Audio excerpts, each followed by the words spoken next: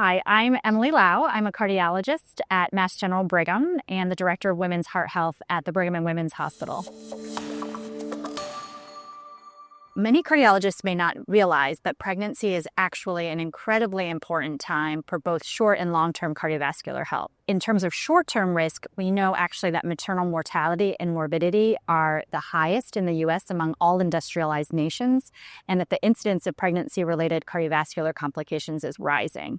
And this is in large part to the fact that women are entering pregnancy less healthy than they were maybe 2 decades ago. In fact, we showed this in our study that the burden of CKM conditions like obesity, diabetes, hypertension, hyperlipidemia are all rising and have risen over the last 2 decades. And as a consequence, we're also seeing a greater incidence of pregnancy-related cardiovascular complications. Pregnancy itself is also a pretty major stress test, a pretty hemodynamic stress test on the heart. And so for patients who either have established cardiovascular disease or undiagnosed cardiovascular disease, pregnancy can actually lead to pretty acute decompensations and morbidity and mortality related to that. And finally, we also know that there are many pregnancy-related complications like hypertensive disorders of pregnancy and gestational diabetes that actually confer greater risk of later life cardiovascular disease also in women.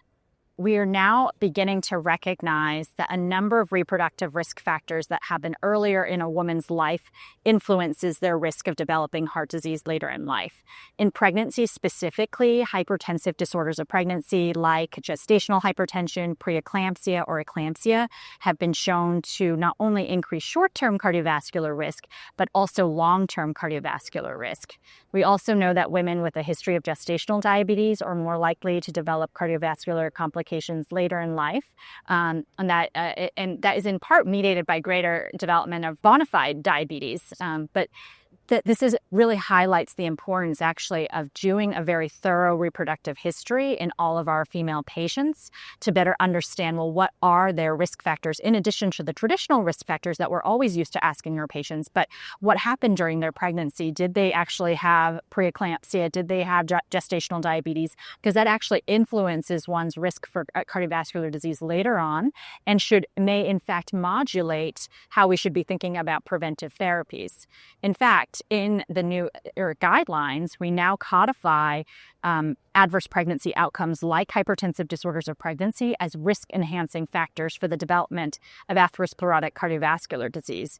And so that might actually help influence whether you might consider putting somebody on a lipid-lowering medication, for example, or in fact, really it also should signal to providers to be very aggressive about making sure that cardiovascular health is optimized. Certainly during pregnancy, there are a number of risk scores and risk tools that can help identify what a patient's risk of developing a cardiac complication during pregnancy is. These risk scores are primarily for individuals with existing heart disease, existing structural heart disease, both acquired and congenital heart disease. So they're good tools for patients who have heart disease, who have diagnosed heart disease, but they do miss out on a large swath of women, probably the majority of women who do not have known cardiovascular disease. But in those patients, there are a number of risk scores like the CARPREG or the Modified Women's Health Women's Health Organization modified score that can help you identify whether a woman is low, moderate, or high risk for developing a cardiac complication.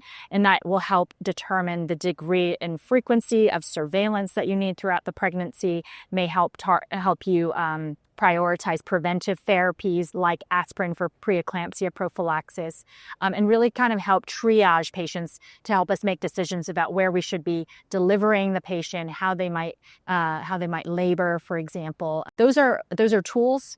They're imperfect. Obviously, they really are restricted to people with established cardiovascular disease. So it really does highlight a need for us to develop wide-reaching tools to be able to help risk stratify our patients, especially those who don't have an established diagnosis of heart disease. And we know, for example, that many women may not have cardiovascular disease, but they have cardiovascular risk factors or CKM conditions like obesity, diabetes, hypertension. Those increase one's risk for developing heart disease or cardiovascular complications during pregnancy. And so we really need to be thinking about how we might be able to identify those patients too who might need closer monitoring, et cetera. impact.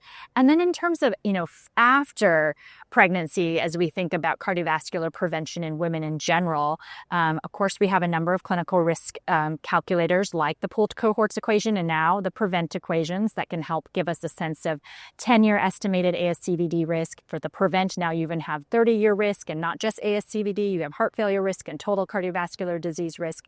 But that's really only one tool that one can use to help better stratify a woman's risk of heart disease. And they don't actually include the reproductive risk factors like adverse pregnancy outcomes. So what I do in my practice is I will, I will use one of usually the prevent equation, give me a baseline 10 and 30-year estimated cardiovascular disease risk. I will also ask a very thorough reproductive history to better understand whether or not my patient has one of those risk-enhancing factors.